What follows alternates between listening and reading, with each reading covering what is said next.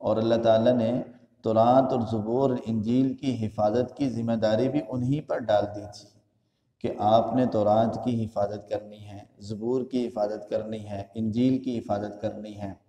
قرآن مجید اور دیگر کتابوں میں ایک بڑا فرق یہ بھی ہے کہ قرآن مجید چونکہ اللہ کا کلام ہے اور دیگر کتابیں یہ اللہ کی کتابیں ہیں، اور ان کتابوں کی حفاظت کی ذمہ داری اللہ تعالیٰ نے ان کے علماء اکرام پر ڈالی تھی، اور قرآن کی حفاظت کی ذمہ داری اللہ تعالیٰ نے اپنے ذمہ لے لی ہے۔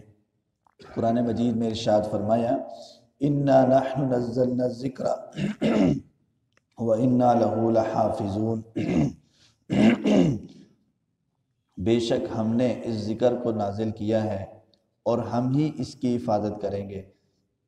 قرآن مجید کی قرأت بھی محفوظ ہے، قرآن مجید کا لہجہ بھی محفوظ ہے، قرآن مجید کے الفاظ بھی محفوظ ہیں، قرآن مجید کے اندر پائے جانے والے اسرار و رموز بھی محفوظ ہیں، اور قرآن مجید کی تفسیر اور اس کے احکامات بھی اللہ تعالیٰ نے ان کی حفاظت کی ذمہ داری اپنے ذمہ لے لی ہے۔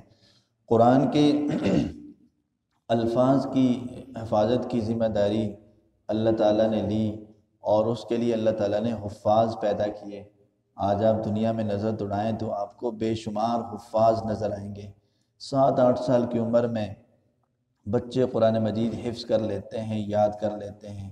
یہ ہے قرآن مجید کی حفاظت کی ذمہ داری کہ اگر دنیا سے قرآن کے نسخے ختم بھی کر دیے جائیں لیکن حفاظ کو ختم نہیں کیا جا سکتا۔ اللہ تعالیٰ نے بے شمار حفاظ اکرام کے دلوں میں اس قرآن مجید کو جمع کر دیا ہے۔ قرآن مجید کی قرأت کی لہجے کی حفاظت کی ذمہ داری اللہ تعالیٰ نے قاریوں پر ڈال دی ہے کہ بڑے اچھے انداز سے قرآن مجید کی تلاوت کی جاتی ہے اور ہر لہجے میں قرآن مجید کو پڑھا جاتا ہے۔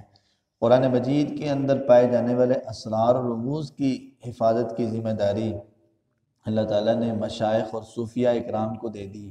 وہ قرآن مجید کے اسرار و رموز کی حفاظت کر رہے ہیں اور اس کی تشہیر کرتے ہیں، اس کو پھیلاتے ہیں، اس کی تعلیم دیتے ہیں، اور قرآن مجید کی تفسیر اور احکامات کی ذمہ داری اللہ تعالیٰ نے فقہاء اور علماء اکرام پر ڈال دی، وہ اس کی حفاظت کر رہے ہیں۔ تو قرآن مجید کی تلاوت بھی محفوظ ہے، قرآن مجید کی قرأت بھی محفوظ ہے، قرآن مجید کے اندر پائے جانے والے اسرار و رموز بھی محفوظ ہیں، قرآن مجید کی احکامات اور اس کی تفسیر بھی محفوظ ہے۔ اللہ تعالیٰ نے اس کی حفاظت کی ذمہ داری اپنے ذمہ لے لی ہے۔ دنیا کی کوئی طاقت قرآن کو ختم نہیں کر سکتی۔ پہلی کتابیں اس لیے تبدیل ہو گئیں، اس لیے